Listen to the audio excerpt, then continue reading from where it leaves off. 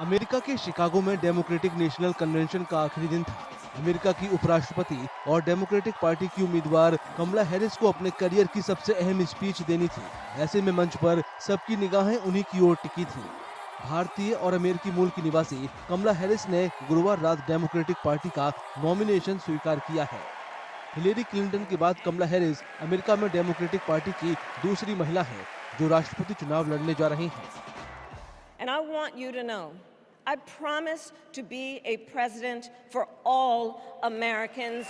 You can always trust me to put country above party and self. Kamala Harris ने अपनी ऐतिहासिक speech के दौरान पूर्व राष्ट्रपति डोनाल्ड ट्रंप को लेकर देशवासियों को आगाह किया। उन्होंने कहा कि व्हाइट हाउस में डोनाल्ड ट्रंप की वापसी के नतीजे बेहद गंभीर होंगे। कमला हैरिस ने 2020 का जिक्र करते हुए कहा कि ट्रंप ने ही यूनाइटेड स्टेट्स कैपिटल में भीड़ को हवा दी थी। In many ways, Donald Trump is an unserious man. But the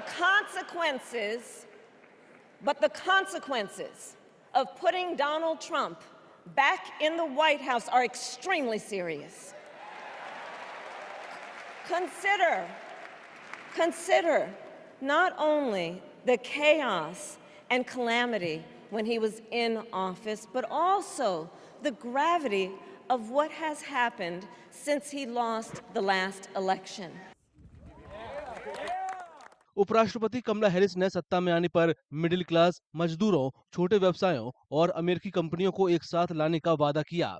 Kamala Harris ने कहा कि वे अपॉर्चुनिटी इकोनॉमी बनाएंगी, जहां हर किसी को कंपटीशन के साथ साथ कामयाब होने का मौका मिलेगा। कमला हैरिस ने कहा कि वो गर्भपात अधिकारों पर कानून बनाने पर ध्यान देंगी। डेमोक्रेटिक पार्टी की उम्मीदवार ने दावा किया कि अमेरिका स्पेस और आर्टिफिशियल इंटेलिजेंस के सेक्टर में दुनिया में राज करेगा। अपनी स्पीच में कमला हैरिस ने यूक्रेन और नाटो सहयोगियों के साथ मजबूती से खड़े होने का वादा किया। साथ ही उन्होंने गाजा में युद्ध खत्म करने की वकालत भी की। Well, we trust women. We trust women. And when Congress passes a bill to restore reproductive freedom, as President of the United States, I will proudly sign it into law.